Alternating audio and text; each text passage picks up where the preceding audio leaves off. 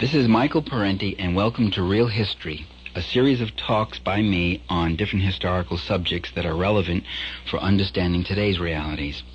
Most people are never exposed to real history. In school, we usually don't read history, we read history textbooks, and mainstream ones at that, which avoid underlying realities, and ones that propagate myths that serve the powers that be. Myths that some of us find harmful to the truth and to democracy. So this is real history. This particular segment is entitled The Functions of Fascism. Fascism is a name that was given to the political movement that arose in Italy under the leadership of Benito Mussolini, who ruled that country from 1922 to 1943. Nazism, a similar movement led by Adolf Hitler, was Germany's dictator from 1933 to 45. It's considered by most observers to be a variant of fascism, as to a lesser degree is the militaristic government that controlled Japan from 1940 to 45, and the Falangist movement led by Francisco Franco in Spain, when the fascists there, with the military aid, by the way, of the Italian and Nazi fascists, took over after a protracted civil war. There are similar fascist or self-avowed fascist movements, but less successful ones arose in Eastern Europe and in Great Britain, the United States, France, and other Western industrial nations. Movements. Some of them also came to power. We might recall today, when the press is full of news about how Bulgaria or Romania or Hungary or Lithuania are returning, or Poland are returning to their democratic roots by overthrowing communism. We might recall that they weren't democratic before communism came in. They were fascist. In fact, several of those countries, with the exception of Poland, were open allies of the Nazis. They were Nazi fascist allies. Now, like with a lot of terms like liberalism, democracy, socialism, communism, no single definition of fascism maybe will satisfy everybody. And with fascism, there's a really special problem because it's a beguiling mix of revolutionary-sounding mass appeals and reactionary class politics.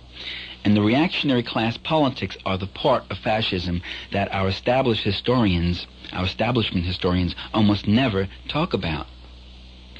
Hitler's party, for instance, was called the National Socialist German Workers' Party, the NSDAP, or Nazis.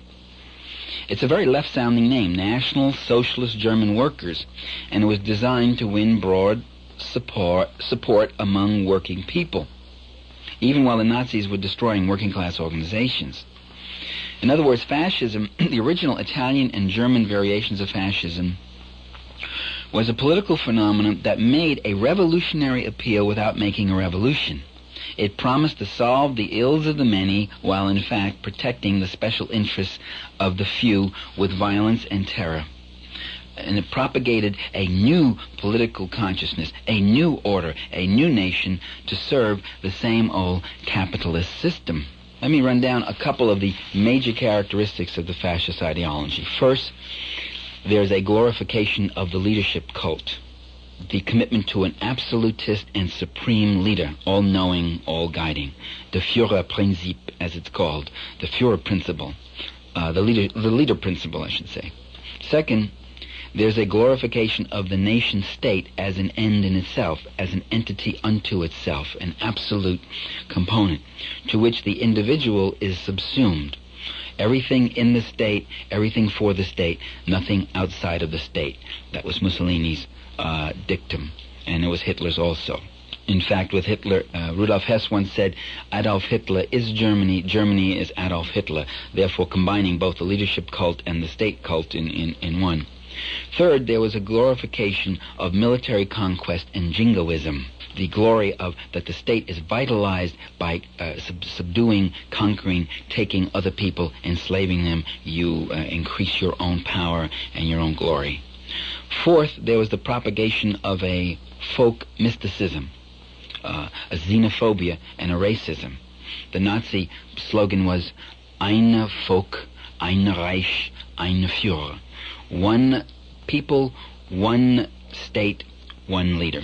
Also, as a other side of the folk mysticism and this blood cult of the special blood, the special legacy, the atavistic wonders of our particular people, was as I say, a xenophobia, a hatred and a racism, a hatred of other peoples, other nationalities. With the Nazis and with most other Eastern European fascists, it was anti-Semitism. The Jew was seen as the perpetrator of all that was ill in society. The trade unionists, they were Jews. The communists, so forth and so on.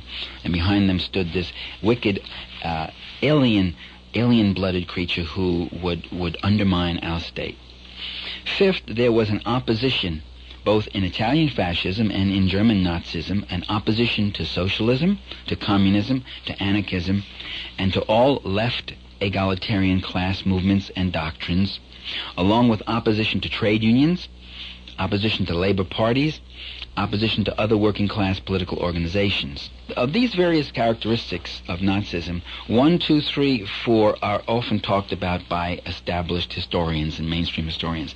That last one, though, opposition to labor unions, opposition to working class parties, opposition to socialism and such, that one is never talked about by Western writers, especially American writers. The historians and the political scientists and the journalists who treat the subject of fascism usually write from a centrist ideological perspective, from the political center of the spectrum, which means they usually ignore the link between fascism and capitalism, just as they tend to ignore the entire subject of capitalism itself when there's something unfavorable to say about it. Instead, they dwell on the more phantasmic components of fascist ideology, the nihilistic revolt against Western rationalism and individuality, the irrational appeals to mass submission to a leader and all that. And fascism was those things, but along with its irrational appeals, it had rational functions.